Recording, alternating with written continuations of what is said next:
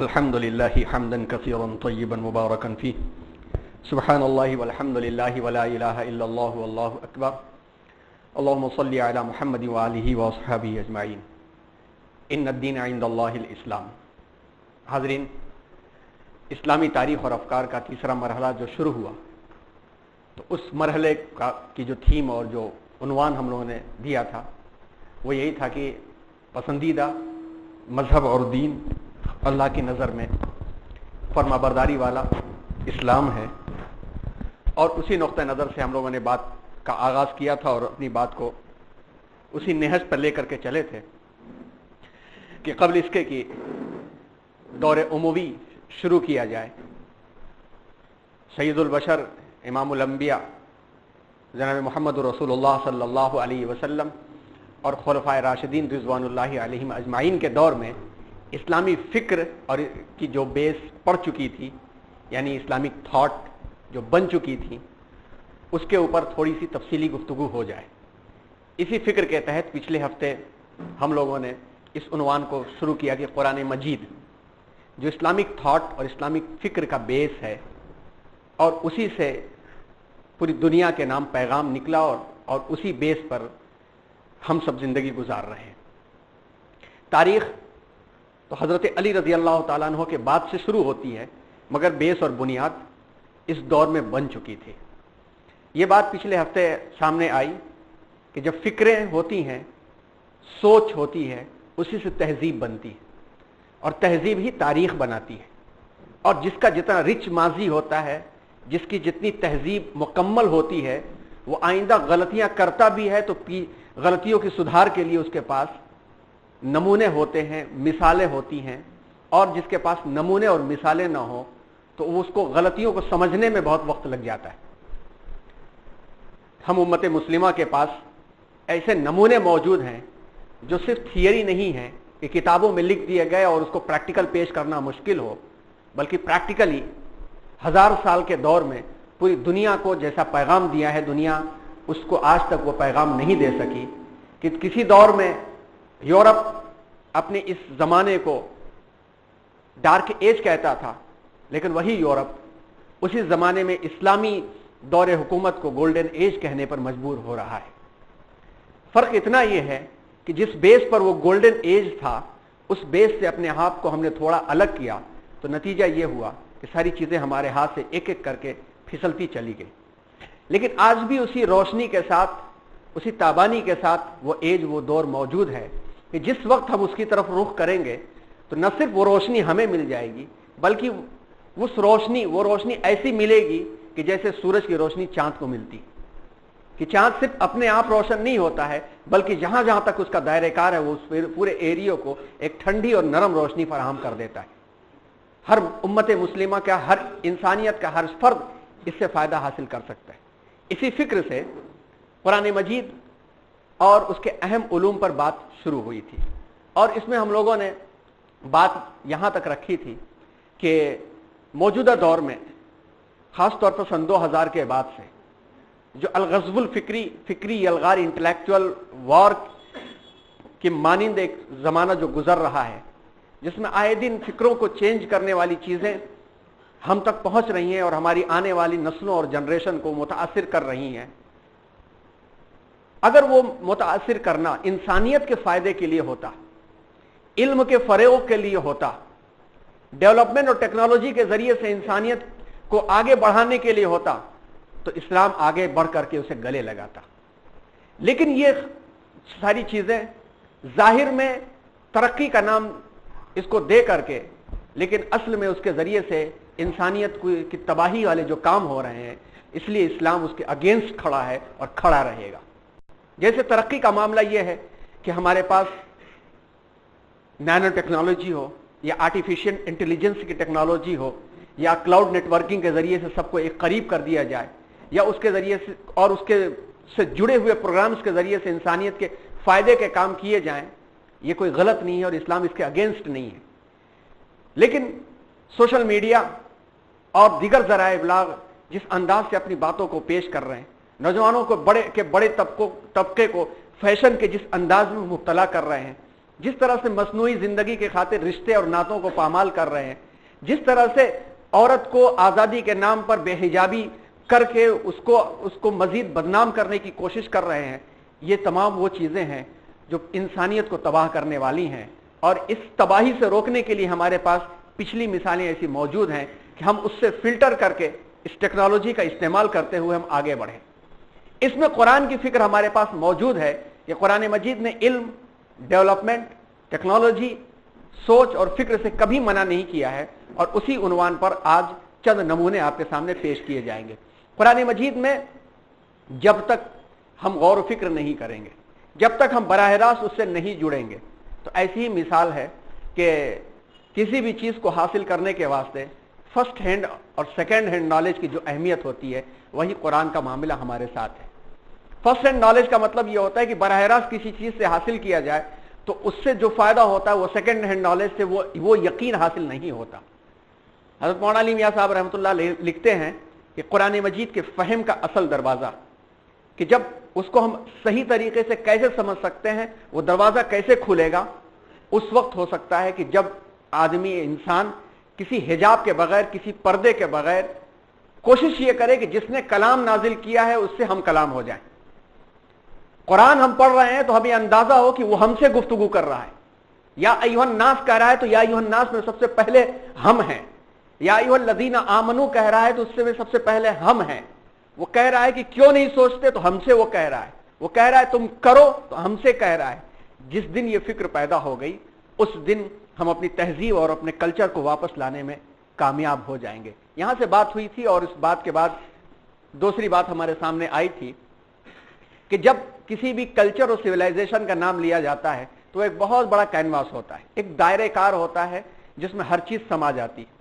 तो कुरान मजीद के बारे में आमतौर पर हम लोग ये सुनते हैं, हर इल्म की रहनुमाई इस कलाम से मिलती है। कुरान किसी खास फन की किताब नहीं है, वो है हिदायत इंसानियत की किताब।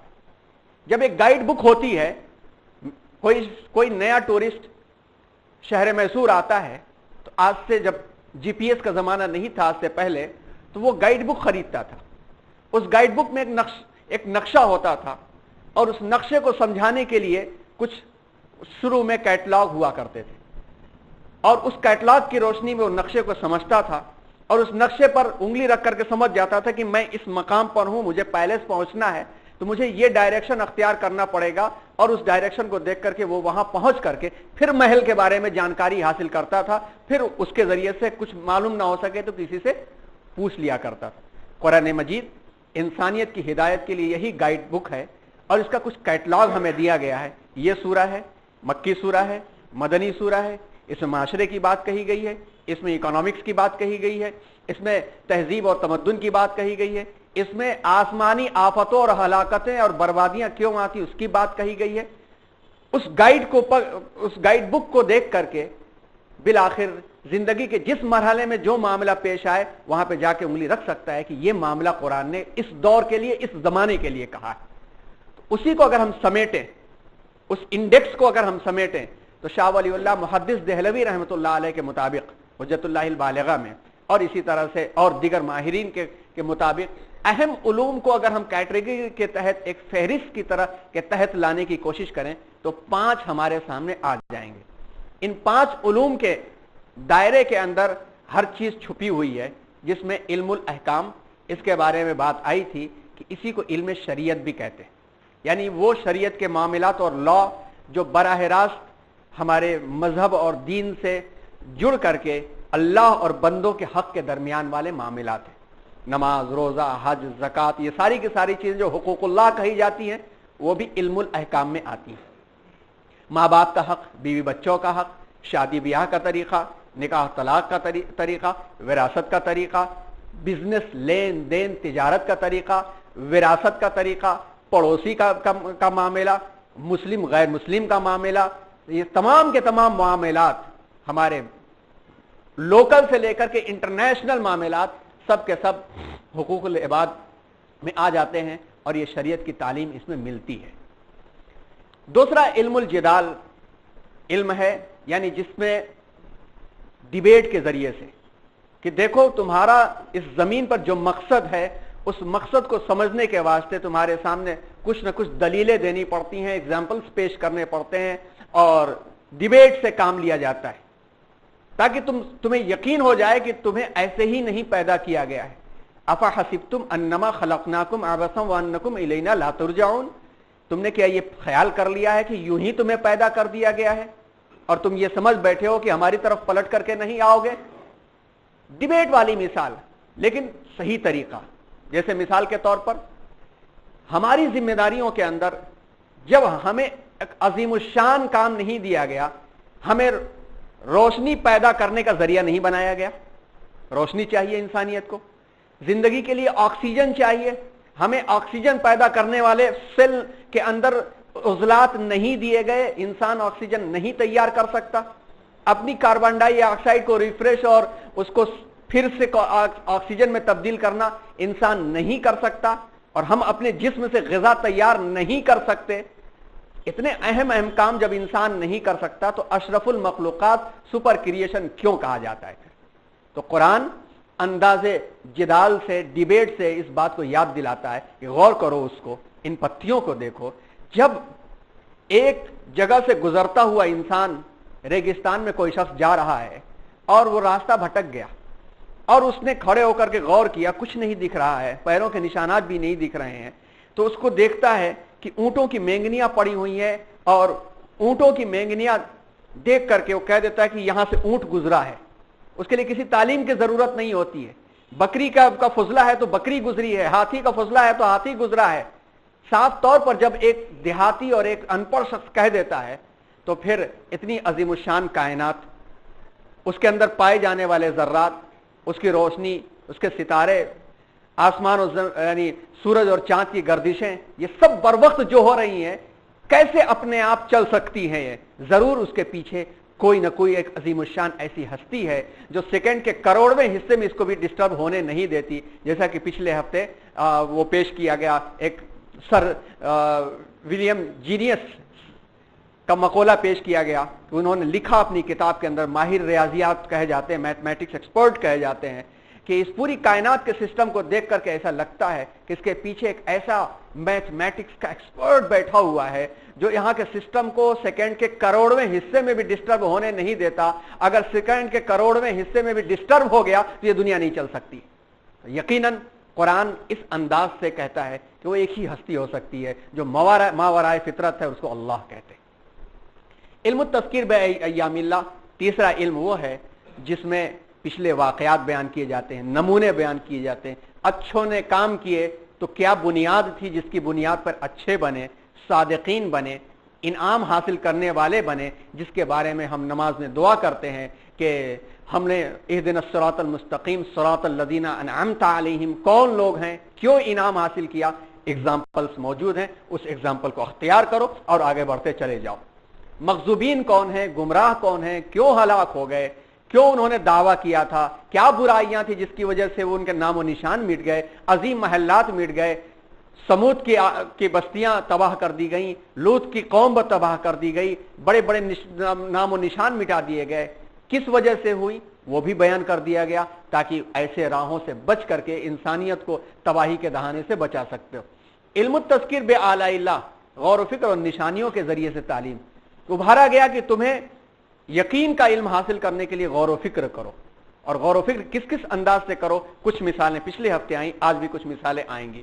علم التذکیر بالموت وما بعد الموت، آخرت کی تعلیم کہ سب کچھ یہیں پہ نہیں ملنے والا ہے، اور ایسا بھی نہیں ہے کہ جاؤ اور واپس آؤ، جاؤ اور واپس آؤ، یہ سسٹم دنیا کا نہیں ہے۔ دنیا کا سسٹم انسان کی فطرت کے مطابق چلتا ہے کہ یہاں سے پاس آؤٹ ہوئے تو کہیں تمہیں ایوارڈ ملے گا، یہ سوچ تو صحیح ہو سکتی ہے، لیکن یہ انسان کا مزاج بھی نہیں ہے، ممکن بھی نہیں ہے کہ ہائی اسکول میں فرسٹ رینک لے کر کے آئے تو اگلے سال تم ٹیچر بن کر کے آ جاؤ گے، تھرڈ رینک لے کر کے آئے تو اگلے سال تم سویپر بن کر کے آ جاؤ گے۔ یہ انسان کا مزاج نہیں ہے۔ رب العزت کے دنیا کے نظام کی فطرت بھی یہ نہیں ہے کہ تم آواگمن کے ذریعے کبھی انسان بنو تو کبھی کوئی جانور بن جاؤ، اور یہ بھی ممکن نہیں ہے کہ تم نے اچھا کیا تو کچھ بھی نہ ملے۔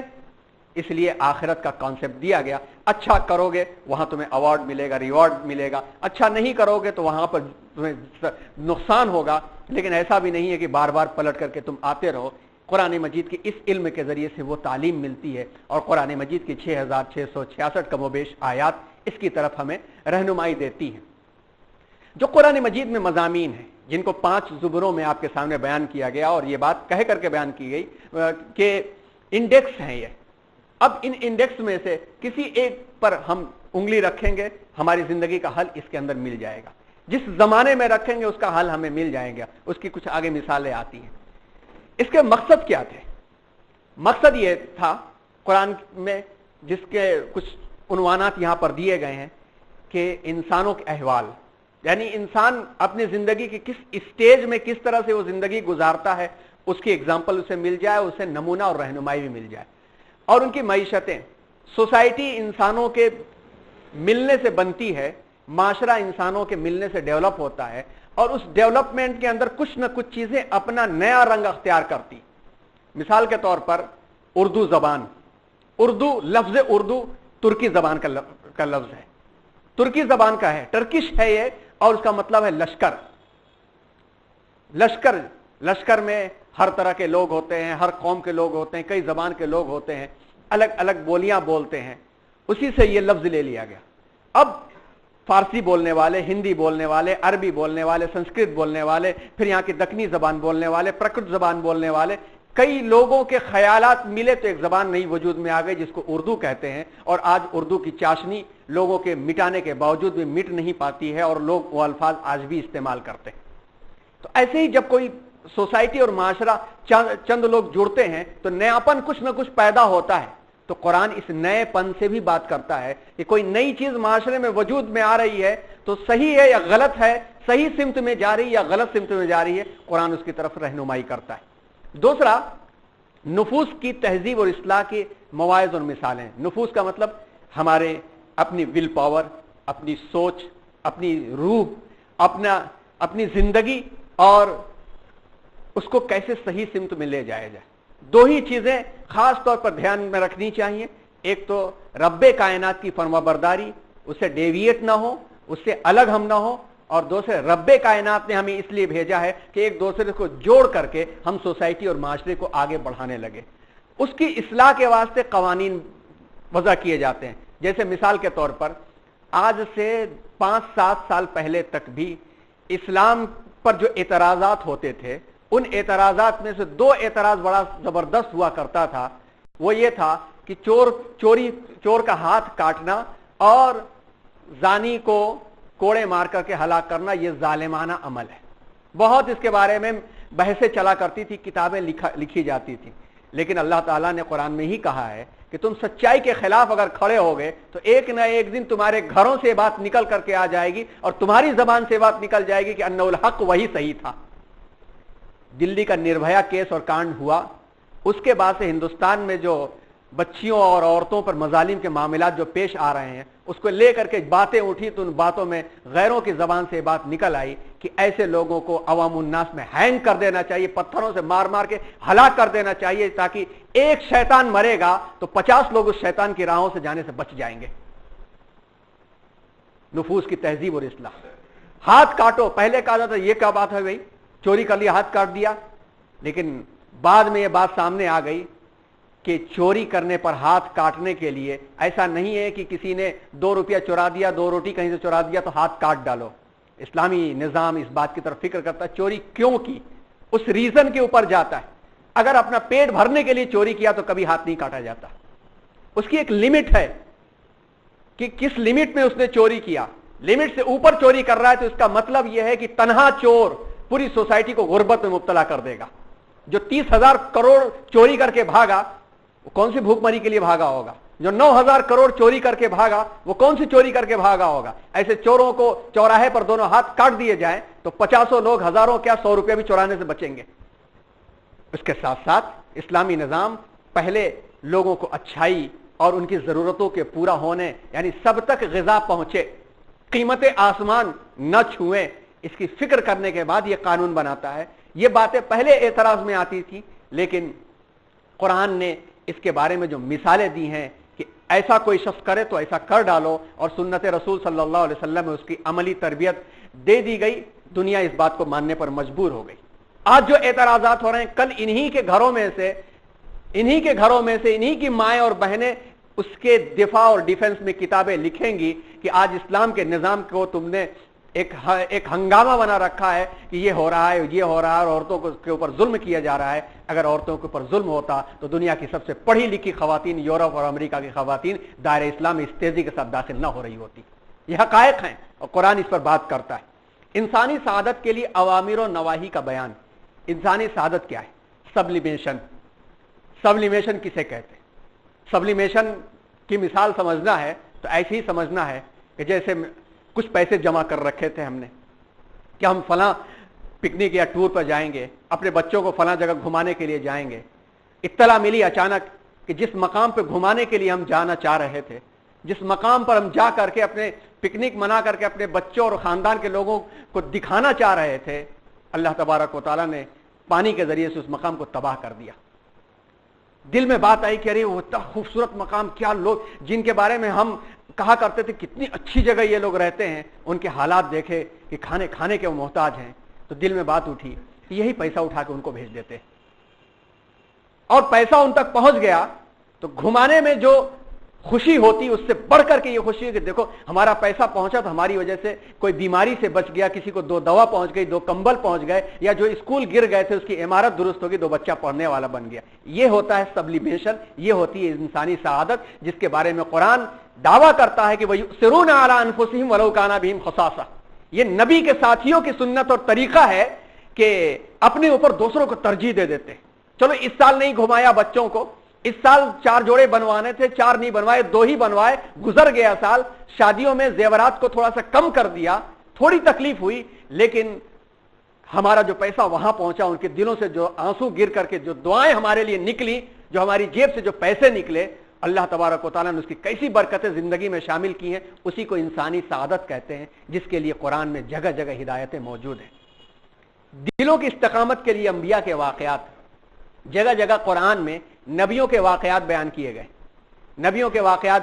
گئے کہ اللہ کے سب سے برگزیدہ بندے نبی ہوا کرتے، معصوم ہوا کرتے، گناہوں کی سوچ نبوت کے دائرے کے اندر نہیں آتی، اور ان کو پتھروں سے مارا گیا، مجنو کہا گیا، آرے سے چیر دیا گیا، سر کاٹ کے بادشاہ کے سامنے پیش کر دیا گیا.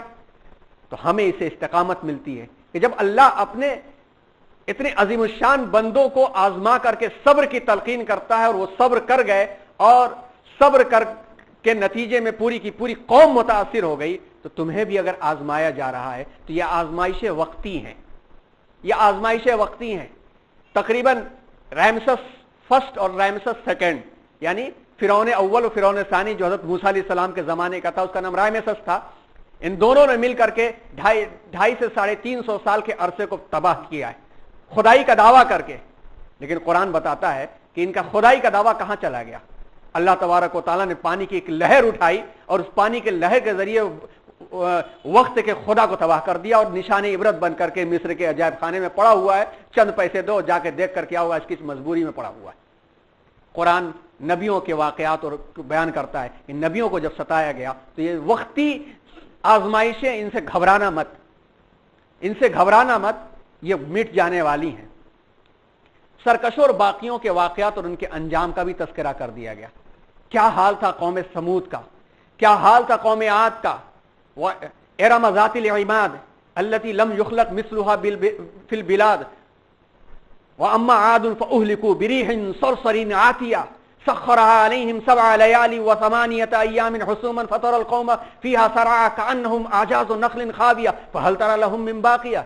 یہ عاد ایسی اونچی ٹٹیوں پہ گھر بنایا کرتے تھے کہ آج تک جس قسم کے وہ پلر بناتے تھے قوم بنا نہیں سکی. قرآن دعویٰ کرتا ہے اور یقیناً سچ ہے. اللہ نے فرمایا کہ سرکشی آئی ان کے دماغ میں کہ ہم سمود والے تو ڈر گئے اور زلزلے اور چیخ سے کان کے پردے پھٹ گئے، مر گئے، ہم تو لمبے ہیں، ہمیں کچھ نہیں ہو سکتا ہے. اللہ نے 6 دن اپنی آندھی کو بھیج دیا، چلتی رہی، اور اس کے بعد جب آندھی ختم ہوئی تو لوگوں نے دیکھا کہ کھجور کے لمبے درخت جیسے پڑے ہوتے سب کے سب مرے ہوئے ہیں، کوئی باقی بچا ان میں سے. وجاء فرعون ومن قبلہ، فرعون اور اس کے پہلے کے لوگ آئے. کیا ہوا نتیجہ ان کا؟ ہٹلر نے ہزاروں تنہا لاکھوں کی بربادی کا باعث بنا. کیا ہوا اس کا؟ دور حاضر میں جو اپنے آپ کو لاشوں کے ڈھیر پر سپر بنانا چاہتے ہیں، ان کے اندرونی حالات دیکھو کہ ہل چکے ہیں، کب ان کا پنجہ دوسری جگہ سے اکھڑے اور کب وہ تباہ ہو جائے. یہ ساری کے سارے واقعات قرآن بیان کرتا ہے اور ہمیں نصیحت دیتا ہے کہ ان سے ڈرنے کا کام نہیں ہے اور ڈر کر کے ان کے دھارے میں بہنے کا بھی کام نہیں ہے. جیسے بعض نام نہاد لوگ ہر زمانے میں ہوتے ہیں کہ ایک قوم عروج میں آئی تو بس لگے انہی کا گانا گانے. بھائی جو چڑھتی ہوئی بس ہے اس کے پیچھے ہم لٹک گئے تو وہ بس ایک نہ ایک دن نیچے چلی جائے گی. بلندیوں پہ پہنچنا کوئی کمال نہیں، بلندیوں پہ ٹھہرنا کمال ہوتا ہے. جو قوم ٹھہری ہوئی ہے، پلر اس کا مضبوط ہے، اس سے قریب کر لو اپنے آپ کو. باندھ لوگے تو کتنے بھی طوفان چلے گا، طوفان گزر جائے گا، وہ وہی کا وہیں رہے گا. اور وہ ستون اسلام ہے، ان الدین عند اللہ الاسلام. اس سے دور اپنے آپ کو رکھو گے تو ہوا کا تھپیڑا بہا لے جائے گا. قرآن اس بات کو پیش کرتا ہے. آداب معاشرت اور اجتماعی زندگی کے حقوق و فرائض، قرآن اس کے بارے میں بہت تاکید کرتا ہے. یہاں تک کہ سورتوں کو نازل کر کے طویل طویل سورتیں اس کے بارے میں نازل کی گئیں. سورہ بقرہ دیکھ لیجئے، سب سے لمبی آیت قرآن مجید کی ایک ایسی ہے جو ایک پیج کی پوری ہے. کوئی بھی حافظ ایک سانس میں نہیں پڑھ پاتا اس کو، الا یہ کہ اللہ نے بہت بڑی طاقت اسے دی ہو. چند ہیں لیکن عام طور پر نہیں پڑھ سکتا. اور سب سے لمبی اور سب سے بڑی آیت کس معاملے کے اندر ہے؟ لین دین کے معاملے کے اندر ہے، ٹریڈ اور بزنس کے معاملے کے اندر ہے، لکھنے پڑھنے کے معاملے کے اندر ہے. سب سے لمبی سورہ بقرہ ہے، 10 سال کے عرصے میں نازل ہوئی، 250 کے قریب آیتیں اس کے اندر ہیں. اس کے اندر دیکھو لین دین کا معاملہ، نکاح کا معاملہ، نکاح کے تعلق سے، عورتوں کے تعلق سے سورہ نساء پوری نازل کر دی گئی. میراث کے معاملات اس کے اندر پیش کر دیے گئے. قرآن اس کے بارے میں سب سے زیادہ رہنمائی کرتا ہے.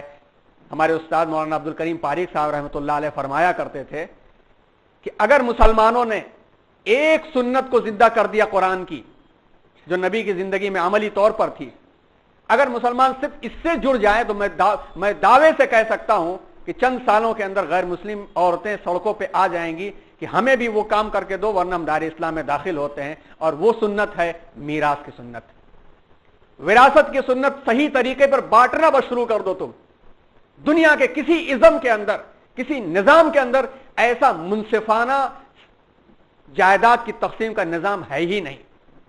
جائیداد کی تقسیم کا نظام ہے ہی نہیں.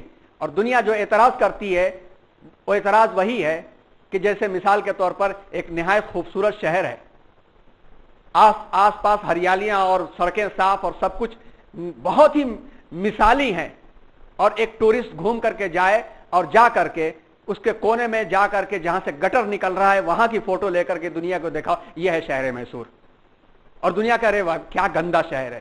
وہی حال ہمارے اسلامی نظام کی ہے کہ اسلامی نظام کے اندر وراثت کے معاملات کے اندر سب کو دیا گیا ہے، کئی طریقوں سے دیا گیا ہے.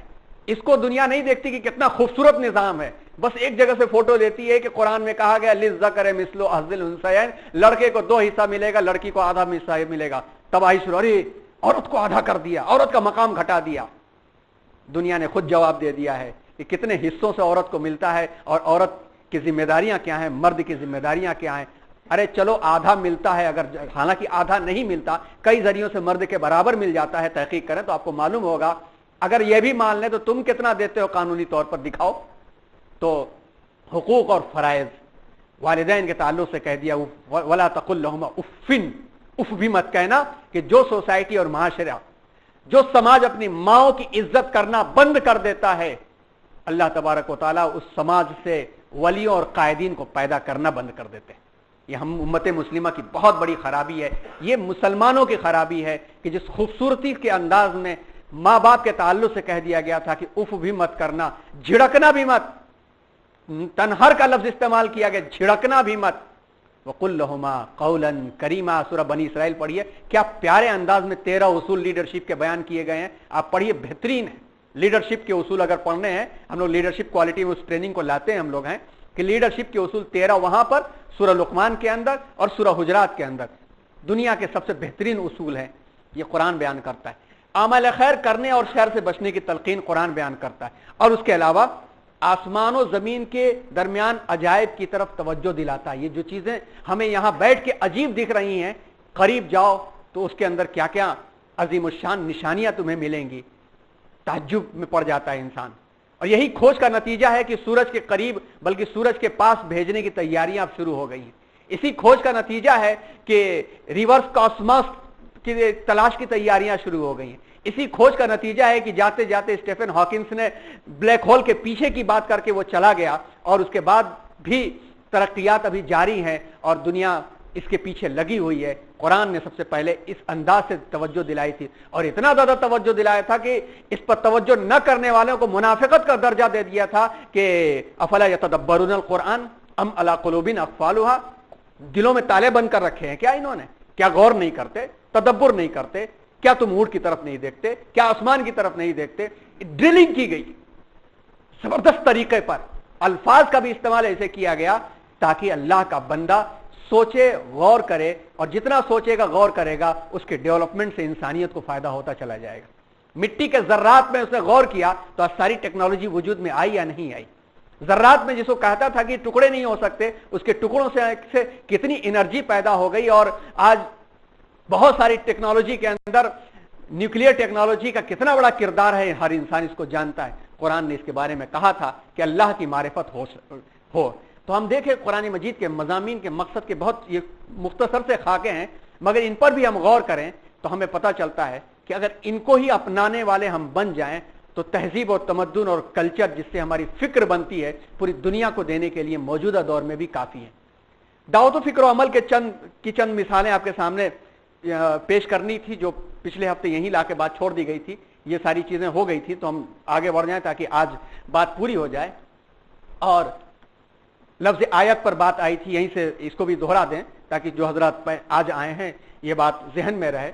पिछले हफ्ते तफसील से ये बात आई थी कि कुरान मजीद जब हम पढ़ते हैं तो आयत दायरे को समझ करके सरसरी तौर पे आगे बढ़ जाते हैं।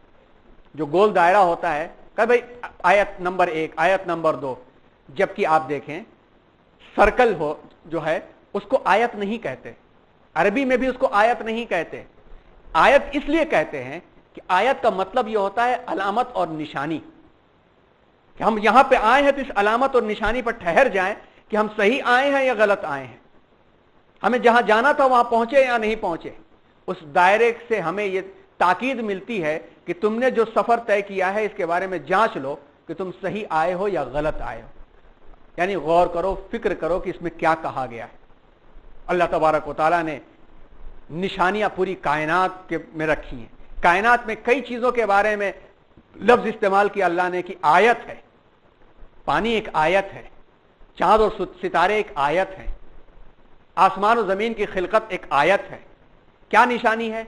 यानी तुम्हें उस तक पहुंचना है। उस तक पहुंचने का मतलब यह है कि अपनी इल्म के जरिए से, अपनी सोच के जरिए से, अपने कॉन्सेप्ट के जरिए से उस तक पहुंचो। और इंसान जहां जहां आगे जाता है पीछे निशानात बनाते हुए जाता है, दूसरों के लिए राह आसान करता जाता है।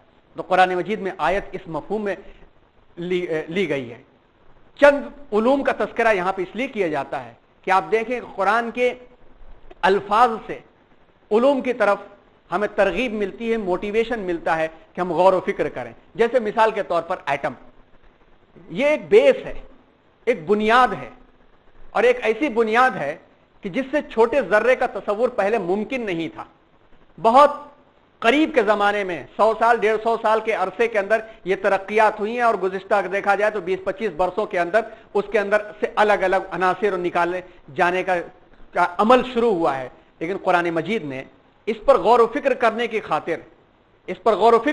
खातिर उभारा था, और मजीद दावत दे रहा है कि इसके अंदर और निशानियां छुपी हुई हैं, और जैसे जैसे गौर व फिक्र होगा चीजें निकल करके आती चली जाएंगी। सूरह नज्म आयत नंबर 42 के अंदर अल्लाह ताला ने साफ तौर पर फरमाया, वमा याज़िबु अन रब्बिका मिन मिस्काल ज़र्रतिन फिल अर्ज़ि वला फिस समाई वला असग़र मिन ज़ालिका वला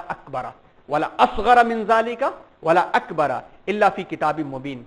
जमीन और आसमान की में जो जर्रा बराबर की चीज है, या उससे कम है या उससे ज्यादा है, अल्लाह की नजर से बाईद नहीं है, पोशीदा नहीं है। इसने सबको किताब मुबीन में जमा कर दिया है। अब यहां देखिए आयत में जर्रे के जिक्र के साथ सिक्ल का जिक्र, फिर जर्रे में जमीन और आसमान की उमूमियत इस बात की दलील है कि जर्रे का वजूद सिर्फ जमीन पर नहीं बल्कि आसमानों पर भी है। यहां पर लफ्ज फिस समा फिल अर्ज वाला फिस समा कह दिया गया। زمین میں ہر چیز کے اندر ایٹم اور ایٹم کے اندر کی پائی جانے والی تمام چیزیں موجود ہیں، اور بہت ہی قریب سائنس یہاں تک پہنچ چکی ہے 100-150 سال کے عرصے کے اندر کہ ستاروں کے اندر کا بھی بیس دیکھو تو ایٹم ہی ہے، اس کا جوڑ، پھر اس کے بعد اس کے لوازمات، اور اس کے بعد پہلے اصغر اور اکبر کا ذکر جو قرآن مجید میں کہا گیا، یہ کانسیپٹ نہیں تھا۔ آج کے دور میں آپ دیکھیں تو الیکٹران اور نیوٹران اور پروٹون اور پھر نیوکلیس کے اندر پائے جانے والی مزید چیزوں کا ذکر ہو رہا ہے۔ قرآن نے کہہ دیا کہ اس سے بھی باریک اگر ہے تو بھی اللہ کے علم کے اندر ہے۔ اللہ کے علم کے اندر کا مطلب یہ ہے کہ یہ علم ہے، اور یہ علم انسانیت کو ایک نہ ایک دن فائدہ پہنچا کر کے دے گا۔ قرآن اتنی باریکی تک بات کرتا ہے، فکر کی طرف ابھارتا ہے۔ اب ہم ذرا سوچیں کہ قرآن مجید کی اس آیت پر ہم عمل کرنے کے لیے بیٹھ جائیں تو پوری سائنس اور پوری فزکس ہمیں پڑھنی پڑے گی کہ نہیں پڑھنی پڑے گی، اس پر ریسرچ کرنا پڑے گا کہ نہیں کرنا پڑے گا، لیبارٹری اور اس سے جڑی ہوئی تمام چیزوں سے جڑنا پڑے گا یا نہیں جڑنا پڑے گا۔ اس کو ہم پھر کیسے دنیاوی علم کہہ سکتے، کیسے کہہ سکتے کہ نہیں یہ فن ہے، یہ علم نہیں ہے؟ قرآن کی آیت ہے، اور قرآن اصغر اور آپ عربی جاننے والے آپ لوگ اچھی طرح جانتے ہوں گے کہ یہ سپرلیٹیو ڈگری، اس میں تفضیل ہے۔ اس میں تفضیل کا مطلب آپ جانتے ہی ہیں، سپرلیٹیو ڈگری کا مطلب جانتے ہیں کہ باریکیوں میں جتنی باریکی میں جا سکتے ہو لفظ اصغر میں ہوگا، بڑائیوں میں جتنی بڑائیوں میں جا سکتے ہو لفظ اکبر ہوگا۔ باریکیوں میں ہم دیکھیں ہمارے سیل جن چیزوں سے بنے ہیں، ایٹم اس کے اندر پائے جاتے ہیں، یہ بڑی بڑی گلیکسیز اور کہکشائیں، اکبر اس سے کلسٹر، سپر کلسٹر، اس کے آگے کی بھی کوئی اگر چیز ہو اکبر ہے تو بھی اس کے اندر وہی بات پائی جائے گی۔ قرآن اسی طرف ہمیں رہنمائی دیتا ہے۔ فزکس کے بارے میں دیکھیں، اولم یری الذین کفروا ان السماوات والارض کانتا رتقا ففتقناهما، یہ کیا کفار نے اس بات پر غور نہیں کیا کہ آسمان اور زمین آپس میں جڑے ہوئے تھے، ہم نے انہیں الگ کیا؟ یہاں یہ کوئی دلیل اس بات کی نہیں ہے کہ بگ بینگ تھیوری کی طرف رہنمائی کی جا رہی ہے، وہ تھیوری ہے۔ کل کہیں نئی کھوج ہوئی اور انسان جیسا کہ سورج کے قریب اپنے سیٹلائٹ کو بھیجنے میں کامیاب ہوا ہے، کامیابی مل جائے گی اسے، کیونکہ انسان کی پہنچ سے دور وہ نہیں ہے، اور سورج کے آگے وہ اپنا پراکسیما سینچری اور اس کے علاوہ جو ہے ملکی وے سے بھی آگے بڑھا، اور کل آگے بڑھنے کے بعد کہہ دیا کہ بگ بینگ کی جو تھیوری تھی اس انداز سے نہیں ہوئی تھی، کسی اور انداز سے ہوئی تھی۔ یہ امکانات موجود ہیں۔ تھیوری کبھی وہ حقیقت نہیں بن سکتی جو کبھی چینج نہ ہو سکے، نظریات بنتے ہیں اور بگڑتے ہیں، لیکن قرآن نے جو جس بات کا تذکرہ کیا کہ آسمان اور زمین کے جڑے ہونے کا مفہوم جو بھی ہو، جس کی تحقیقات ہوتی رہیں گی، بگ بینگ تھیوری ہو یا اس سے آگے بڑھ کر کے کوئی معاملہ دریافت ہوا، فزکس کے ماہرین، علماء طبیعت کا مطلب فزکس کے ایکسپرٹ نے کہ ذہنوں کو اس طرف ضرور متوجہ کر دیا ہے کہ ہر آسمان اپنی زمین کے ساتھ، یا ہر آسمان و زمین ایک دوسرے آسمان و زمین کے ساتھ فزیکل معاملات کے اندر یونٹی رکھتے ہیں، اتحاد ہے۔ زمین کا معاملہ ہو یا جہاں جہاں تک وسعتیں جا رہی ہوں، ان کی بناوٹ کے معاملات میں جو بیس ہوگی، جو بنیاد ہوگی، زمین کی بیس اور بنیاد کے معاملات وہاں پہ ضرور بھی ضرور پائے جائیں گے۔ گیسز ویسے ہی پائی جائیں گی، ذرات ویسے ہی پائے جائیں گے۔ بنائے فضا کے بدل جانے میں آثار میں فرق ہو سکتا ہے، جیسے پانی، ایک گلاس پانی لے لیا گیا اور 2 گلاس پانی لیے گئے ایک گھڑے میں سے، اور ایک گلاس پانی کو فریج میں رکھ دیا گیا اور ایک گلاس پانی کو آگ پہ رکھ دیا گیا۔ فریج کا پانی آئس کریم بن جائے گا، حیت بدل جائے گی، اور آگ پر رکھا ہوا پانی گیس میں تبدیل ہو جائے گا، لیکن یہ تبدیلی کا مطلب نہیں ہوتا ہے کہ ان کا اوریجن تبدیل ہو جائے گا، H2O ہی رہیں گے وہاں پر۔ اسی طرح سے آسمان اور زمین آپس میں جو ملے ہوئے تھے، الگ ہوئے جس انداز سے بھی وہ الگ ہوئے، لیکن ان کے الگ ہونے کے انداز سے یہ فرق نہیں پڑتا کہ ان کی بیس اور اوریجن میں فرق پڑ جائے گا۔ ان کی بیس اور اوریجن میں ایک ہی چیز موجود ہے جو دونوں جگہ یکساں ہے۔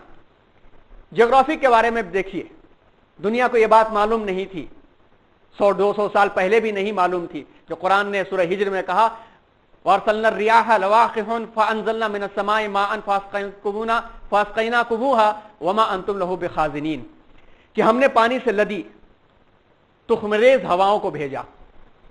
بہت اہم نقطہ قرآن مجید کا ہے، غور و فکر کی دعوت دیتا ہے کہ 2 طرح کے پیڑ لگے ہوئے گھروں میں، ہم نے دیکھا ہے اور آپ بھی دیکھتے ہوں گے، اور عام طور پر پپیتے کے درخت میں بڑا اس کا مشاہدہ ہوتا ہے، اور سائنس کی فیلڈ والے تو خیر اس کے بارے میں ماہر جانتے ہیں کہ ایک پپیتا لگایا ایک گھر میں، 2 پودے ایک پھل کے بیج سے کئی پودے نکلے، 2 پودے نکالے گئے، ایک उस घर में लग गया, एक इस घर में लग गया. यहां वाला इतना बड़ा बड़ा फल दे रहा है और यहां वाले पौधे में फल ही नहीं आया. लोग कहते हैं कि फल क्यों नहीं आया? वजह यह हुई कि जो उसका जो मेल पोलन आना चाहिए था वो नहीं आ सका.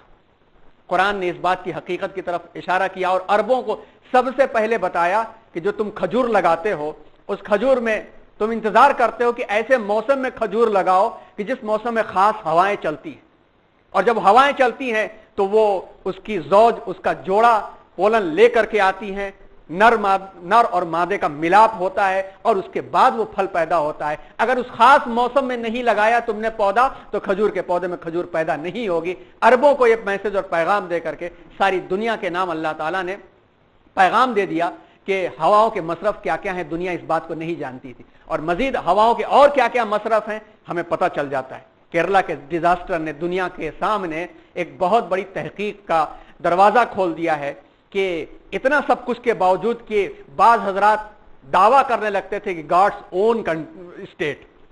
उस दावे में फिर क्या हुआ?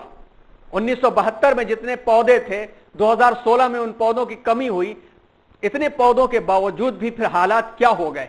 क्यों पहाड़, बड़े बड़े पहाड़ों के टुकड़े भूसे की तरह से पानी के पोर से कैसे बह गए? बहुत बड़ी तहकीक का दरवाजा खुल गया और कुरान मजीद दावत देता है कि हवाओं के निजाम को, पानी के निजाम को, सब कुछ कुरान मजीद बयान करके इस बात की दावत देता है कि सही अंदाज में तुम करोगे तो कैसे हिफाजत होगी और बैलेंस बिगड़ेगा तो क्या हालात पेश आएंगे. इल्म नबातात के बारे में देखिए कि हुवल्लज़ी अंज़ल मिनस समाई माअन फ़अख़रजना बिही नबात कुल्लि शै. गर्मी के मौसम में हम लोग आमतौर पर देखते हैं पानी कितना बहा लो मगर वो हरियाली आती नहीं है. पहली बारिश जहां आई ऐसे अच्छे अच्छे पौधे निकल करके आते हैं कि देखने से लगता है कि जिंदगी आ गई, जिंदगी आ गई. और कई मकामात पर कुरान ने यह भी फरमाया है वजअलना मिनल माइ कुल्ल शैइन हई. पानी की क्या अहमियत है, चाहे वो साइटोप्लाज्म का पानी हो या जिसमें इंसानी में पाया जाने वाला पानी हो या दरख्तों की हरियाली के जरिया बनने वाले पानी हो जो जड़ों के जरिए से जाते हो या केमिकल रिएक्शन होना उसमें पानी की अहमियत हो.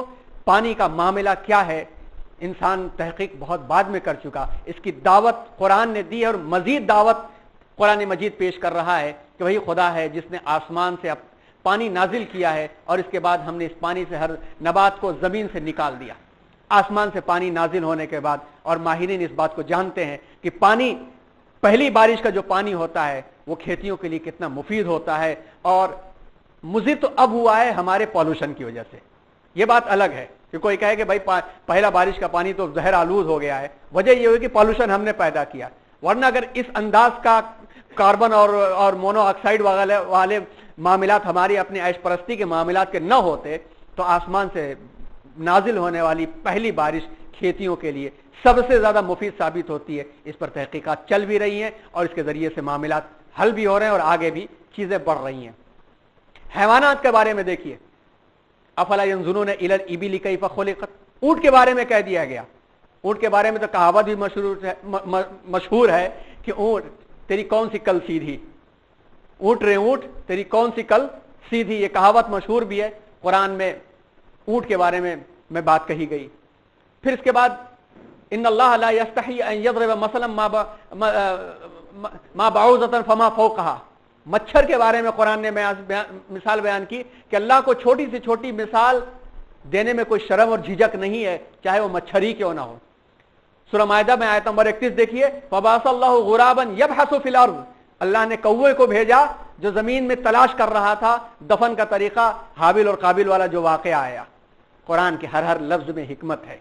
अभी आगे देखते हैं चंद आयतों को और देख करके. सूरह नमल में देखिए, या अय्युहन नमल उदखुलू मसाकिनकुम. हजरत सुलेमान अलैहिस्सलाम के लश्कर आ रहा है.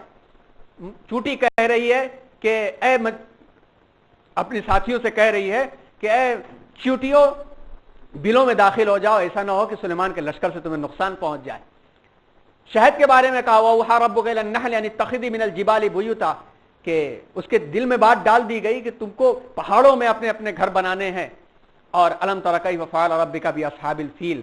हाथी वालों के साथ तुम्हारे रब ने क्या किया. व अरसला अलैहिम तैरन अबाबिल. उनके ऊपर तैरे अबाबिल भेजा नहीं भेजा. और फिर व इन्ना औहनल बुयूत लबैतुल अंकबूत, मकड़ी का तज़किरा है. इस तरह के और बेशुमार तस्करें, चंद मिसालें आपके सामने आई। अब ये देखिए, मज़कूरा बाला आयतों में मुख्तलिफ मौके पर यह बताया गया, पहले कि ऊंट की खिलकत में एक खुसूसियत पाई जाती है जो दूसरे हैवानों में नहीं पाई जाती। 25 दिन का पानी स्टोर कर सकता है कि नहीं कर सकता है? 25 दिन का पानी स्टोर कर सकता है ऊंट, और अब तो ऊंट के पानी को भी फिल्टर किया जा रहा है, क्योंकि पानी अपनी असल नौइयत के साथ है, कुछ मादे मिल जाते हैं, उस पानी को रिफ्रेश और फिल्टर किया जा सकता है, गोया कि ऊंट एक नेचुरल टंकी है। और भी बहुत सारी उसके अंदर खुसूसियत है। मच्छर में खुसूसियत है जो हाथी के अंदर नहीं है। कौवा चीजों को छुपाने के फन में माहिर होता है। कौवे का मामला होता है, चीजों को ऐसा उठाता और ले जाकर इसी जगह छुपा करके रखता है कि पता नहीं चलता है। दफन के मामलात के अंदर चूंकि उसको छुपाना था लाश को, अल्लाह ताला ने कौवे को भेजा, उसकी साइंस अपनी है। चूंटी सियासत के फन में माहिर होती है, थकती नहीं है, चीजों को ले करके जाती है, साथ किस तरह से अपना ग्रुप बनाती है। चूटियों को देख करके बूढ़े पुराने कह दिया करते थे कि चूटियों को देख के अंदाजा होता है कि बारिश का मौसम आने वाला है या कुछ मामला होने वाला है। चूटियां अपना सामान स्टोर करना शुरू कर देती, सियासत के फन में माहिर होती है। उनकी आपस की लड़ाइयों को देखें। एनिमल साइकोलॉजी तो एक बहुत बड़ा उन्वान है आज का, किताबें इसके ऊपर लिखी गई एनिमल साइकोलॉजी के ऊपर, और एनिमल साइकोलॉजी को पढ़ करके अंदाजा होता है कि जब एनिमल साइकोलॉजी को पढ़ो तो एक एक जानदार ऐसा है, एक एक जानवर ऐसा है कि उसकी सोच तक इंसान नहीं पहुंच सकता। तो फिर इंसान, ये टेक्नोलॉजी और इंसान का पानी में तैरना, इंसान का हवा में उड़ना, उसकी कोई बड़ी बात तो नहीं है। टेक्नोलॉजी के मामला तो दीमक हमसे अच्छा है, डैम बनाने वाला वो जानवर हमसे अच्छा है। शहद की मक्खी जैसा घर बना लेती है वैसा घर इंसान नहीं बना सकता। वो बया परिंदा उसके बबूल के दरख्त पर उल्टा लटकता हुआ जो घोंसला बना देता है, जिस तरह से इंजीनियरिंग उसकी होती है कि ड्राइंग रूम भी होता है और उसमें एक जुगनू मार के लगा देता है, रोशनी भी होती है, और जिस अंदाज से अपने मादा को अट्रैक्ट करने के लिए चूड़ी का टुकड़ा लेकर के उसके ऊपर रोशनी वो डालता है। ये सब कहां से दिमाग में आ गई? ये टेक्नोलॉजी नहीं है तो और क्या है? टेक्नोलॉजी उसे नहीं कहते जो बिजलियों की मोहताज हो। टेक्नोलॉजी बेहतर वो होती है जो किसी चीज की मोहताज ना हो। आप देखें, हाथी में एक ऐसा, शहद की मक्खी पहाड़ों में रह करके अपने काम को बेहतरीन अंजाम दे देती। हाथी में कोई ऐसा जुज भी होता है जो एक कंकरी मारने से भी हाथी हलाक कर सकता है। अबाबिल में संगमारी की बेहतरीन सलाहियत होती है। अबाबिल परिंदे देखे जाए तो हरमैन शरीफैन के तरफ आज भी दिख जाएंगे। मकड़ी जाहिरी हुस्न के एतबार से बेहतरीन घर बनाती है, लेकिन इसका बातिन बड़ा कमजोर होता है। कुरान ने जो बयान किया उसकी साइकोलॉजी, उसकी साइंस है, और कुरान इस बात की तरफ हमें फिक्र की दावत दे रहा है। कुरान मजीद ने इन आयतों में आलम बशरियत को तंबीह की थी। आलम बशरियत मतलब हम और आप और इंसानों से जुड़ी हुई दुनिया, कि जानवरों को हकीर न समझे, उनकी कुव्वत बर्दाश्त इंसानों से ज्यादा होती है। छोटे अफराद को जलील न समझो, इसलिए कि मच्छर की ताकत ही बसा औकात हाथी की ताकत से ज्यादा होती है कि सूंड में घुस करके खास मकाम पर पहुंच गया तो हाथी भी नहीं जी सकता। अपनी सियासत अपने मुकाबले पर नाज मत करो, क्योंकि तुमसे बेहतर सियासत जानवर जानते हैं।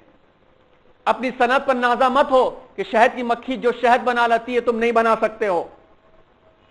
अपने जुस्से पर नाज मत करो कि हाथी अबाबिल के हमले से हलाक हो सकता है। अपने दुश्मन को कमजोर न समझो कि अबाबिल हाथियों के लश्कर को तबाह कर सकते हैं। लेकिन इसी के साथ साथ इल्मुल हैवान के अजीम नुक्तों को यह बात पेश की गई। इल्मुल हैवान के अजीम नुक्तों को बात आगाह कर दी गई कि यह हकीकत, कुरान का एजाज बयान यही है कि एक बात कहते कहते दूसरी बात को भी वो पेश कर देता है।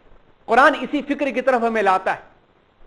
कुरान इसी फिक्र की तरफ लाता है कि किसी भी चीज को एक तो हकीर भी नहीं समझना है, और साथ साथ उसकी साइंस और उसकी साइकोलॉजी से हमें सीखने की दावत देता है। और यही सीख दूसरों में नहीं है। यही सबसे बड़ा फर्क है कि उसके हाथी, मच्छर, शहद की मक्खी, उनमें जो चीज फीड कर दी गई वही रहेगी, उससे तब्दील नहीं हो सकते वो। इंसान का यह कि हर चीज से सीख करके उससे आगे वो चीजों को वो बढ़ा लेता है। तारीख तबई देखें कि जमीन में जो कुछ भी है, वमा मिन दाब्बतिन फिल अर्ज़ि वला ताइरिन यतीरु बिजनाहिही अला उममिन अमसालुकुम, कि जमीन का कोई चलने वाला हो या कोई उड़ने वाला ऐसा नहीं है जिसमें तुम्हारी जैसी इज्तिमाइयत और ताकत न पाई जाती।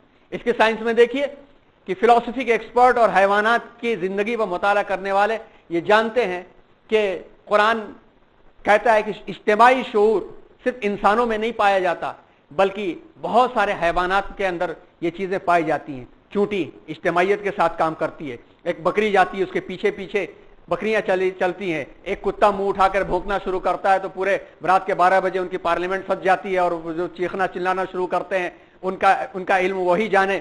اور ایسے ہی آپ دیکھیں ایک کوا مر گیا تو پورے کوے پورے علاقے کو پریشان کر دیتے ہیں اور اعلان کر دیتے ہیں کہ کوئی ہمارے اندر مر چکا ہے، ہم غم میں مبتلا ہیں. یہ ساری سائیکالوجی، اجتماعیت ان کے اندر پائی جاتی ہے. تو یہ انسانی ہی کی صرف خاصیت نہیں ہے. آپ دیکھیں کہ کیمیکل کے معاملات کے اندر قرآن رہنمائی ہمیں دے رہا ہے غور و فکر کی طرف. ان لکم فی الانعام لعبرہ، کہ تمہارے لیے جانوروں میں بھی عبرت کے سامان ہے. ہری گھاس کھا کر کے گوبر اور خون کے درمیان میں سے سفید دودھ ایسا نکلتا ہے کہ اگر گوشت کی گوبر کی بو آ گئی تو نہیں پی سکتا انسان، خون کی مہک آ گئی تو پھینک دے گا.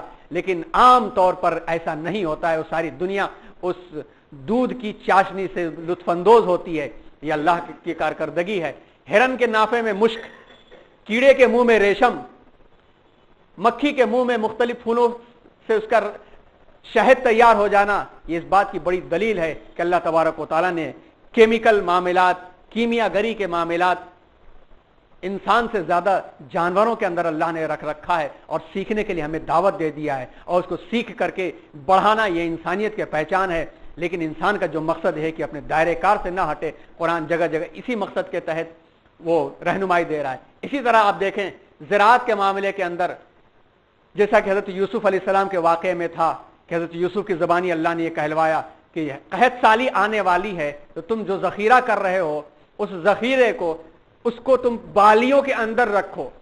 ہم لوگوں کے بچپن میں جب کھیت سے لہسن اور پیاز آتے تھے، اور آج بھی جن کے گھروں میں جن کے پاس کھیت ہوں گے وہ جانتے ہوں گے کہ جب بالیوں آتے تھے لہسن اور پیاز تو ان میں سے جو استعمال کے قابل ہوتے استعمال کیے جاتے، باقی کو ان کی اصل ڈنڈیوں کے ساتھ ایک جس طرح سے عورت کی چوٹی بودھی جاتی ہے اس طرح سے چوٹیاں گوند کر کے گھروں میں کنارے کنارے لٹکا دیے جاتے تھے.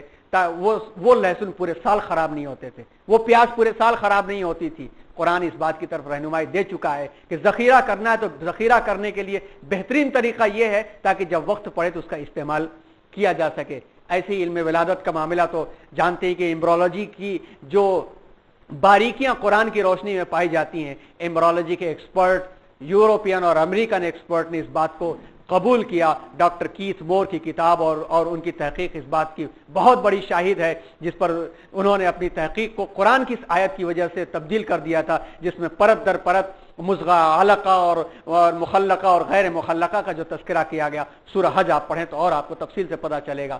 صحت اور غذا کے بارے میں ہدایت دے دی گئی. کلو وشربو ولا تسرفو، کھاؤ اور پیو، اسراف مت کرنا. اسراف کیا ہے؟ بیلنس کو بگاڑنے والا ذریعہ ہے. کھا رہے ہو، تمہارا جسم جتنی بیلنس ڈیٹ لے سکتا اتنے ہی لو. آج تو بیماریوں نے ان چیزوں کو واپس لا کے سروں پر تھوپ دیا ہے. یہ کھاؤ یہ کھاؤ یہ کھاؤ. کوئی فائبر کی طرف زیادہ جا رہا ہے، کوئی پروٹین کی طرف جا رہا ہے، کوئی لپڈ کو کم کرنے کی فکر میں لگا ہوا ہے. قرآن نے اس بات کی دعوت دے دیا کہ انسان کی پہچان یہ ہے کہ اتنا ہی کھائے جتنا اس کا حق ہے، اس سے زیادہ اور اپنے ڈائجیشن صلاحیت اور قابلیت سے زیادہ اس نے کھایا تو دشواری ہو جائے گی. قرآن نے اس کی طرف سے خاص طور پر رہنمائی کی اور اس کے علاوہ یہ بھی کہہ دیا کہ پھینکنا مت، ضائع مت کرنا. حفظان صحت کے بارے میں کہہ دیا گیا حرمت علیکم المیتۃ والدم ولحم الخنزیر. ہر انسان جانتا ہے کہ ایک انسان کا خون کسی کو چڑھانا پڑتا ہے تو کیا ایسے ہی چڑھا دیا جاتا ہے؟ کتنا بلڈ گروپ چیک کیا جاتا ہے اور اس کو صاف کیا جاتا ہے اور اس میں طرح طرح کی دوائیں ملائی جاتی ہیں تب جا کے چڑھایا جاتا ہے. ایسے ڈائریکٹ خون پینے سے کسی کی صحت بنتی ہے؟ خون کا پینا حرام قرار دیا گیا. اس کی بیماریاں، اس کی دشواریاں ہر شخص جانتا ہے کہ براہ راست خون پینے سے کیا نقصانات آتے ہیں.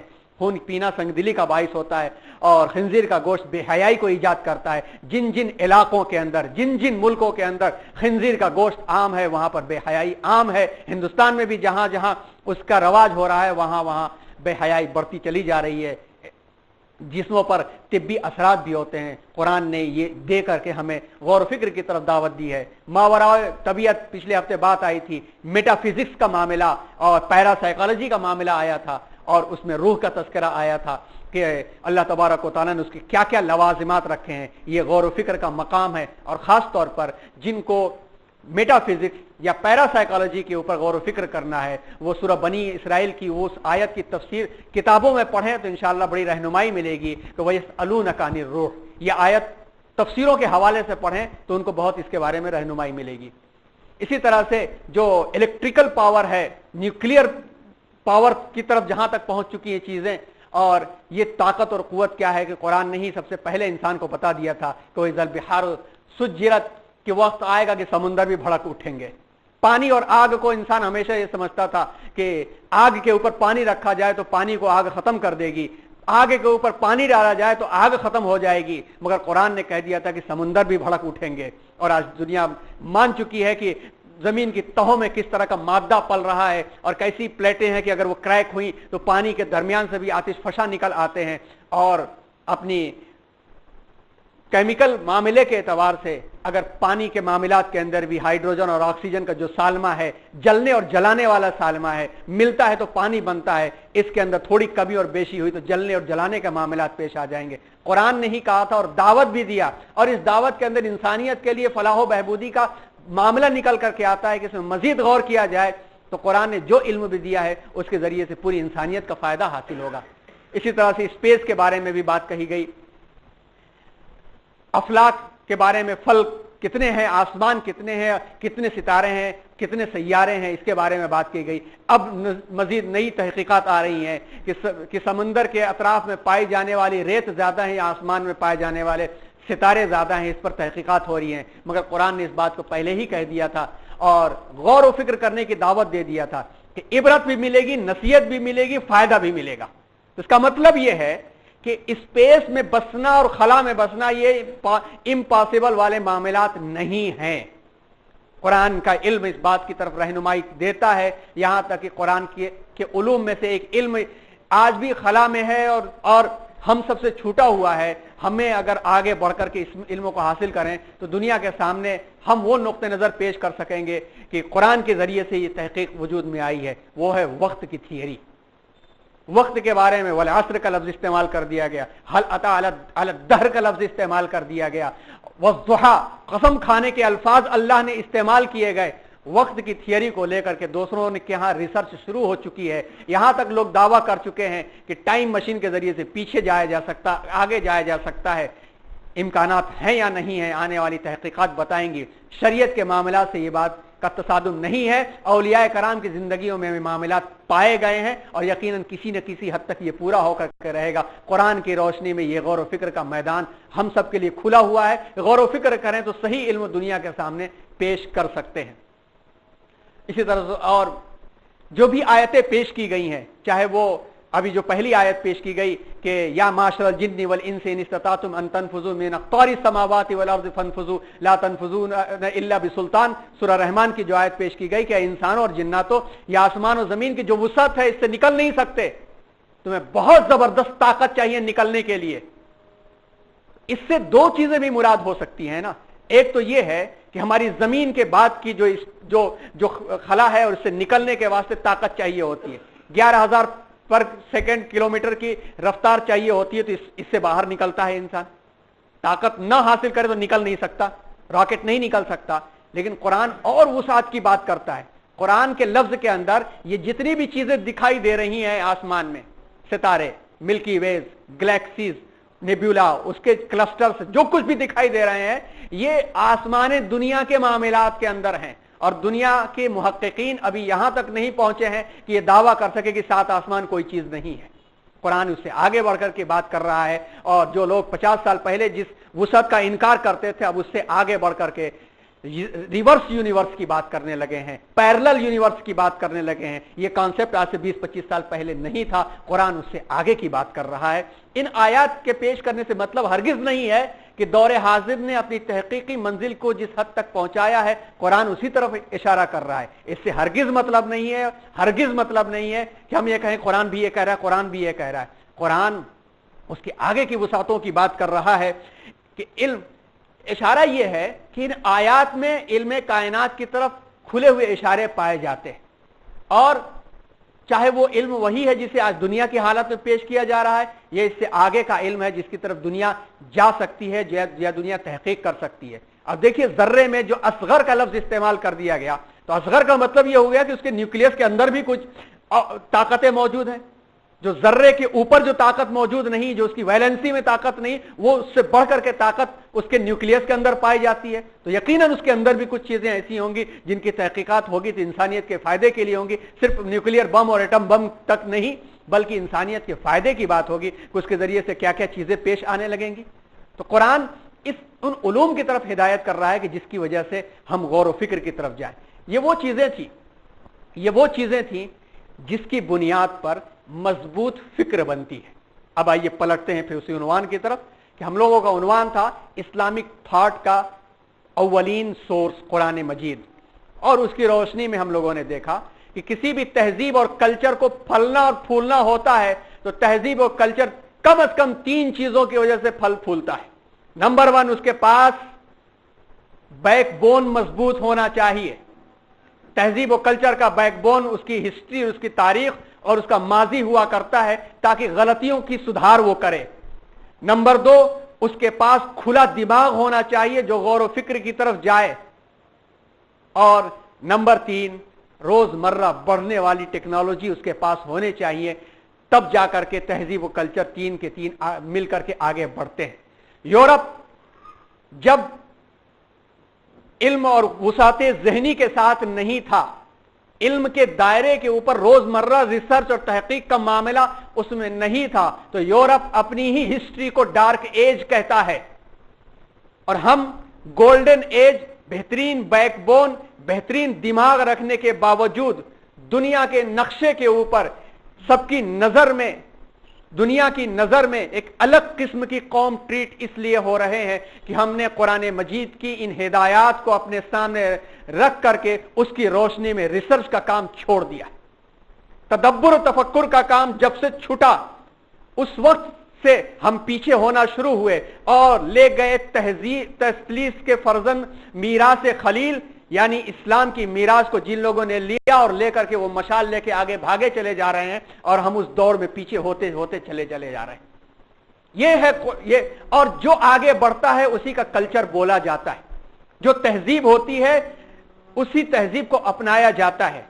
जब हम गौर व फिक्र, तदब्बुर और तफक्कुर के जरिए से कुरान की आयतों की रोशनी में हम आगे बढ़ रहे थे तो हमारी तहजीब और तमद्दुन, हमारा कल्चर लिया जा रहा था। हिंदुस्तान में गैर कौमों के यहां भी मुसलमानों के तर्ज के मुताबिक उठना बैठना मामला होता था। खाना जिस अंदाज से वो खाते हैं वो अडॉप्ट किया गया, उनके दस्तरखान अडॉप्ट किए गए, उनके तरीके अडॉप्ट किए गए, उनके कानून की रोशनी में बाद में मैरिज लॉ बनाए गए, वीमेन लॉ बनाए गए, उनकी चीजें ली गई। लेकिन जब हमने कुरान के तदब्बुर और तफक्कुर के पैगाम से अपने आप को हटाया और यूरोप इस मशाल को लेकर के आया तो उसकी रोशनी पूरी तहजीब को हमारे ऊपर ला करके दे रही है। औरत की आजादी, पहनावे के मामलात, जबान, सोच और फिक्र, ये तमाम चीजें वहां से आ रही हैं और ये बात यकीनी है कि इंसान अपनी तहजीब को रिफ्लेक्ट करता है और इस रिफ्लेक्शन से हमें अपने आप को बचाना है। तो इस रिफ्लेक्शन से, उसी रिफ्लेक्शन को फिर से वापस लाना पड़ेगा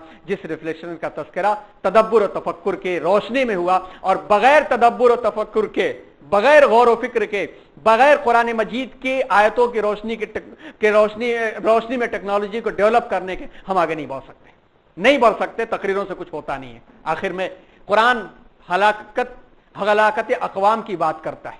कुरान में हलाकत अक़वाम 2 तरह, कौमों की तबाही, आसमानी आफात।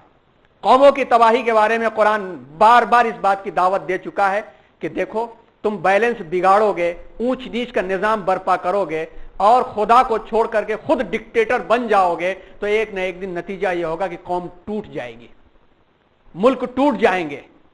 पूरी दुनिया में जो मामलात हो रहे हैं, ताकत के बलबूते पर एक भीड़ चंद मासूमों को मार दे और ये खुश हो जाए कि हमने फलां का तहफ़्फ़ुज़ कर लिया और फलां को खींच लिया और केस उन्हीं के खिलाफ दर्ज कर लिया जाए, बहुत दिन तक ये खुशी नहीं रह सकती है। इसलिए कि फिलॉसफी कौमों की और तारीख इस बात की गवाह है कि उसका डायरेक्ट असर मुल्क की इकोनॉमी और मईशत पे पड़ता है। जब एक तबका कमजोर होगा तो वो मुल्क कमजोर होगा और नतीजा एक न एक दिन उन्हीं के घरों से सवाल पैदा होने लगेगा और जमीन नीचे से निकल जाएगी। एक अखंड चीज जो है टुकड़ों में बढ़ जाएगी, सिर्फ वजह बैलेंस को खराब करने की।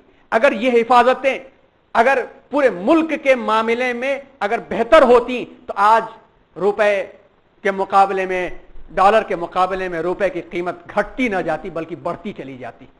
दुनिया समझ रही है इस बात को, और बहुत दिनों तक ये जो फीसद लोग अपने मामलात को हल करने में कामयाब नहीं रह सकेंगे, लेकिन जब वो पलटेंगे तो उसका अजाब उन्हें भुगतना पड़ेगा, और वो अजाब ये होगा कि पूरी की पूरी मईशत तबाह हो चुकी होगी और उस तबाही के अंदर इंसानियत मर जाएगी। दूसरी चीज आसमानी आफात। आसमानी आफात के जरिए भी अल्लाह ताला ये पैगाम दे देते हैं कि कोई महफूज नहीं है। कोई Z+ सिक्योरिटी में भी बन जाए, कौमे समूद ने पहाड़ों में घर बना लिया कि हमें कुछ नहीं हो सकता, वो भी महफूज नहीं थे। तो जब आसमानी आफात आए तो हमारी 3 जिम्मेदारियां बनती। पहली जिम्मेदारी तो यह बनती है कि हम अपना जायजा लेना शुरू कर दें कि हम बहुत अच्छे तो नहीं थे कि बच गए। ये खुश ना हो जाए कि अरे हम समुंदर और दरियाओं के किनारे नहीं है, बच जाएंगे। जलजले कहीं भी आ सकते हैं। ये खुश ना हो जाए कि जलजले वाली प्लेटों पर हम मौजूद नहीं है, हम बहुत अच्छी जगहों पर हैं, पानी जमीन का खत्म हो सकता है, वो भी आफत है, तबाही है। ये भी खुश ना हो जाए कि पानी के रिसोर्स हमारे पास बहुत अच्छे मौजूद हैं, प्लेग और ताउन की मिसालें कहीं दूर नहीं गई हैं। जायजा लेना शुरू कर दें, और जायजे के बाद जो कमियां हो रही उन कमियों की तरफ हम वापस आ जाए, उन कमियों की तरफ आ जाए, क्योंकि अल्लाह कदम उठाने को पसंद फरमाता है। पेड़ लगाना शुरू कर दें जिसकी वजह से तबाहियां आ रही हैं, सफाई सुथराई का निजाम शुरू कर दें, और हमारे अपने अमल की वजह से जो दुश्वारियां हो रही उसमें तौबा करना शुरू कर दें। जायजा, तौबा, और तीसरा काम यह है कि जो लोग इसमें मुब्तला हो गए हों उनको तसव्वुर करें कि खुदा ना खास्ता अगर उस जगह पे हम होते तो क्या होता, क्या होता हमारे बच्चों का, क्या होता हमारे बच्चों की स्कूलों का, क्या होता हमारे उन पहनावों का जो हम पहन करके ऐश कर रहे हैं। उनके पास भी तो थे, उनकी गाड़ियां भी बह गई, उनके मालो दौलत बह गए, बच्चे बह गए, बिलकती हुई माएं, सिसकते हुए बच्चे। अगर हम होते तो क्या होता। अल्लाह ने बचाया, अल्लाह का शुक्र, हमेशा बचा और सबको बचा। कम से कम हम उन बिलकते और सिसकते लोगों तक अपने कुछ तो पहुंचा सके, कुछ दे सके, और अल्लाह को यह देना बहुत पसंद होता है। करो मेहरबानी तुम अहले जमीन पर, खुदा मेहरबान होगा अर्शे बरी पर, बल्कि उससे पहले जमीन पे ही। मन जा बिल हसनती फलहु अशरु अमसालिहा, जो नेक काम के इरादा से कुछ भी खर्च करेगा 10 गुना तो मिल करके रहेगा। 10 रुपया खर्च किया अगर उन हजरात के वास्ते, तो नंबर 1 10 गुना तो मिलेगा ही मिलेगा आपको। अल्लाह का वादा है, कुरान का ऐलान है, गलत नहीं हो सकता है। ये एक ऐसा इन्वेस्टमेंट है कि दुनिया इधर से उधर हो जाए, इसमें फर्क नहीं पड़ेगा। दूसरा, 10 बलाएं अल्लाह टाल देंगे। मुमकिन है कि जिस अंदाज से शहर मैसूर अल्लाह के फजल से हमेशा आगे बढ़ करके काम करता है, चाहे वो पिछले साल का बिहार वाला सैलाब रहा हो, चाहे ऑल इंडिया मुस्लिम पर्सनल को देने का मामला रहा हो, शहर मैसूर और माशाल्लाह देता रहा है, और इस वक्त भी खोल करके दे रहा है, और मजीद जितना भी हो सके आप देने की कोशिश करें। कुरान इस बारे में भी कहता है, कभी और तफसील से इस उन्वान पर बात होगी। इख्तिताम में इसी बात पर अपनी बात को पूरा करते हैं कि आज जाते हुए जो कुछ भी हो सके, आप भी, हम सब बराबर हैं, जो कुछ भी हो सके देते हुए जाएं, ताकि अब वक्त आया है कि सैलाब उतर चुका है। अब जरूरियात ये हैं कि स्कूल की बिल्डिंगें खत्म हो चुकी हैं, बीमारियां फैलने के मौके हैं, तो इसी अंदाज से चीजें की जा रही हैं। और कल मीटिंग में ये बात भी आई कि यहां पर जो कलेक्शन हो रहा है, कोशिश ये होगी कि ये पैसे तालीम के मकसद के लिए जाए। बहुत पैसे जा रहे हैं, लेकिन उतना नहीं जा रहे हैं जितनी जरूरत है। अल्लाह समझ दे उन बड़ों को भी कि जो किसी सियासी मकसद के तहत हाथ बंद किए हुए हैं। कल उनके घर में भी जब मामला पेश आएगा तो फिर कौम तमाशा देखेगी, और कोई बहुत बईद नहीं, और हो भी चुका है। बहुत नहीं पहुंच रहा है, लेकिन जो भी पहुंच रहा है तो अलग अलग मैदानों के लिए पहुंच रहा है। क्योंकि ये यूनिवर्सल गाइडेंस सेंटर है, यहां से ये कोशिश होगी कि यहां से जो पैसा जाए तो स्कूलों में बच्चों के पहुंचाने का जरिया बन जाए, ताकि बच्चों की तालीम, बच्चे फिर से जितना भी हो सके जुड़ जाए। अल्लाह ताला को बहुत बड़ी चीज पसंद नहीं है, थोड़ी सी चीज भी अखलास के साथ दी जाए तो अल्लाह को बहुत पसंद है। आइए इस्लामी फिक्र के इस उन्वान को मुकम्मल करते हैं। अगला उन्वान इंशाअल्लाह जो है इस मरहले का आखिरी उन्वान होगा, यानी इस्लामी फिक्र का दूसरा मर्जा हदीस है। और कुरान को समझने के लिए जो लफ्ज होता है तफसीर, तफसीर क्या है और तफसीर को समझने के लिए हदीस की क्या जरूरत है, उस उन्वान पर इस बात को पूरा कर लेंगे, ताकि जो है फौरन हम लोग खिलाफत बनु उमैया के उन्वान पर आ जाएं। 7 तारीख को इंशाअल्लाह हम लोग फाइनल मशवरा करेंगे कि 21 वाला जो जुमा है यौम आशूरा का है, उसके बजाय हम लोग 14 को कर लेंगे क्या, ताकि मुहर्रम का उन्वान भी आ रहा है और बनु उमैया का उन्वान भी शुरू हो रहा है, वहीं से आगाज कर लें। लेकिन हाजरीन,